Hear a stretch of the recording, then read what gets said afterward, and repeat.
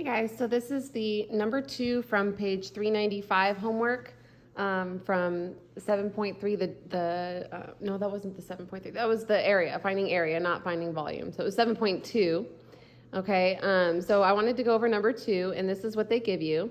They give you this picture, and you have to find the area of the region bounded by the two functions there. We have y equals 1/2 secant squared t and y equals -4 sine squared t. So that area in between, that's what we need to find. So I can see that this is with respect to the x-axis. I can see that my upper and lower bound are given to me in the graph. It's from -π/3 to +π/3. So when we're finding area, we have area equals the integral of the top function minus the bottom function dt. So that's the setup. I get the upper and lower bounds, like I said, from the graph. And the top function is the y equals 1/2 secant squared. The bottom function is the -4 sine squared t. Okay. Now, I wrote out all my notes on this for you guys. So what I did here, once I got here, is I split these up. I separated them into two separate integrals. Okay. So then I have the integral from -π/3 to π/3 of 1/2 secant squared dt minus the integral -π/3 to π/3 of -4 sine squared t dt. So I split them up. My next note says to move the constants to the front. The constants, they're just constants. They don't have anything to do with what's being integrated. So we could just kind of move them aside, keep them there, but move them aside. So I'm going to move that -4 out front here and that 1/2 out front here. When I move the -4 out front, there's already a negative there. So a negative is going to make that a +4. Okay? So that is the next step. Down here in purple, I have the 1/2 out front. I have the 4 out front. See how it changed to a positive? Okay. My next step is that I can integrate this. That's no problem. In fact, I didn't do it till I got down here, but I kept it along for the ride. But I could have integrated it up here if I wanted. The hard part is that sine squared t. We can't integrate that. So we have to come up with another rule. And that's where I gave you that double angle formula that you're going to need. Okay, I gave it to you at the end of the 7.2 notes in the ed puzzle. So we learned that sine squared t is equal to 1 minus cosine of 2t all over 2. So I got to swap these out. Okay, then I'll be able to integrate it. So that's what I did in my next step in that maroon color. I didn't integrate the secant squared yet. I just brought it down. And then the 4 integral from -π/3 to π/3, 1 minus cosine of 2t all over 2 dt. The next thing that I did is I rewrote it, okay? But look what I did. I brought the 1/2 out in front. Basically what I did is I factored out the 1/2 because we're basically dividing by 2, so we're multiplying by a 1/2. I just brought it out front. And hey, that's a constant in the front, so I moved it to the front of the integral. So when I move it to the front of the integral, 1/2 of 4 is a 2, okay? And I also went ahead and integrated the secant squared t, okay? So the 1/2 is still out front of there. The antiderivative of secant squared is tangent from -π/3 to π/3. And then, like I said, I moved the constant to the front. But remember, there's a 4 out front, so when I move the 1/2 out there with the 4, 1/2 of 4 is 2, okay? All right, so I have that. Then my notes next say to separate the 1 minus cosine of 2t. So like I separated these up here, I'm doing that down here. Okay, so in the next step, here's what I did. I went ahead and I plugged in the π/3 for t, the -π/3 for t, and I got tangent of π/3 minus tangent of -π/3. I'll take care of that in a second. On this side, I have a 2. And I have the integral of -π/3 to π/3 of 1, because there's 1, minus the integral -π/3 to π/3 of cosine 2t dt.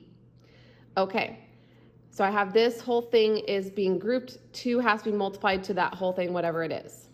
Okay, that's the constant that's out front.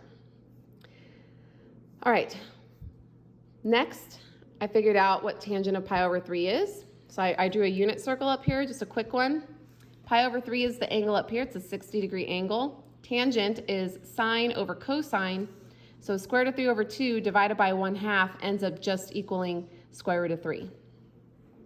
So where did it go? Right here. So tangent of pi over 3 is square root of 3. Tangent of negative pi over 3 is down here. So it's sine over cosine. So the only difference is it's going to be the same answer except negative square root of 3. So I have a negative square root of 3. So I had a negative, negative, so that changed to a positive. So that's why you see plus signs there. Okay. Plus 2 times, so I integrated the 1 dt. When you integrate a constant, you just get the letters. So t from negative pi over 3 to pi over 3.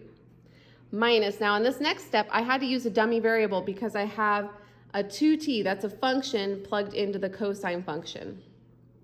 Okay, so I didn't have room over here, so I did it up here. Let u equal 2t, du equals 2 dt when you take its derivative. And then I also have to find my new upper and lower bounds. So when you take the old upper and lower bounds, the negative pi over 3, and you plug it in for t, up here for in the 2t, 2 times negative pi over 3 is negative 2 pi over 3. When you plug in the positive pi over 3 for t, 2 times pi over 3 is 2 pi over 3. So my new bounds are negative 2 pi over 3 to 2 pi over 3. And now to get I had to have the 2 dt in there, so I had to add a 2 in there. That's why you see a TL2 there in front of the cosine, which means I have to balance it out with a 1/2 in the front there. It's a little bit blurry, but there it is. Now it's clear. Okay, so you can replace the 2 dt, where'd it go? 2 dt with a du, which I did. Replace the 2t with the u. Okay, so we'll have a 1/2 integral from negative 2 pi over 3 to 2 pi over 3 cosine of u du. Okay, in the next step, I added these. Square root of 3 plus square root of 3 is 2 square root of 3. And guess what? The 2 and the 1/2 are going to cancel, so it's just going to be a square root of 3. On this next step, I have that 2 out front. Remember, this 2 is being multiplied to everything in that line, so it's got to stay out there until I'm ready to multiply it to everything. Got to plug in the pi over 3 to negative pi over 3, so pi over 3 minus a negative pi over 3, just plugging it in for t. We have a double negative there. So obviously pi over 3 and pi over 3 will be 2 pi over 3 in the next line, which you could see there. And then integrating the cosine of u, well, the antiderivative of cosine is sine. So you get sine of u on the interval from negative 2 pi over 3 to 2 pi over 3. Okay, so I'm just doing one thing at a time, literally. Sometimes I'm doing a couple of things if it's easy enough. But yeah, this one was a long problem. Okay, so I have my square root of 3. That 2 is still out front. I'm not ready to multiply it to everything yet because it's not simplified enough. Pi over 3 and pi over 3 was 2 pi over 3. Have that negative 1/2 out front. And now I need to plug in the 2 pi over 3 and negative 2 pi over 3 in for u on that sign. So sine of 2 pi over 3 minus sine of negative 2 pi over 3. So I go back up to my unit circle. 2 pi over 3 is right here. That's a 120-degree angle. The sine is square root of 3 over 2. So I wrote it right here. Minus the sine of negative 2 pi over 3. Well, negative 2 pi over 3 is down here in the third quadrant. And sine is negative square root of 3 over 2. So negative square root of 3 over 2, but you can see the double negative, so I changed it to a plus. That's why you see pluses there. Okay, so the next thing I did is I worked on the inside here. Square root of 3 over 2 plus square root of 3 over 2 is 2 square root of 3 over 2, but the 2's will cancel.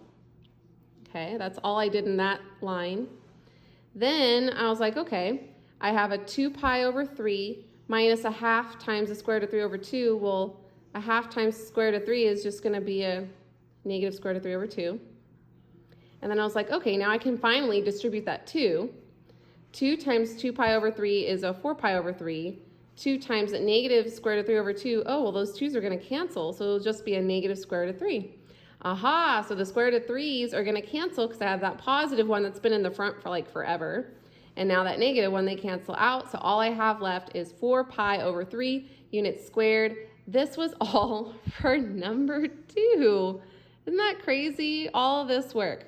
All right. So there you go. I wanted to explain it mostly because of Jack. Jack asked for this one, and I had trouble on the tablet and explaining everything because, yeah, I was just having a rough time at it. So I was like, no, I got to be able to explain this. And so here you go. I hope this helps.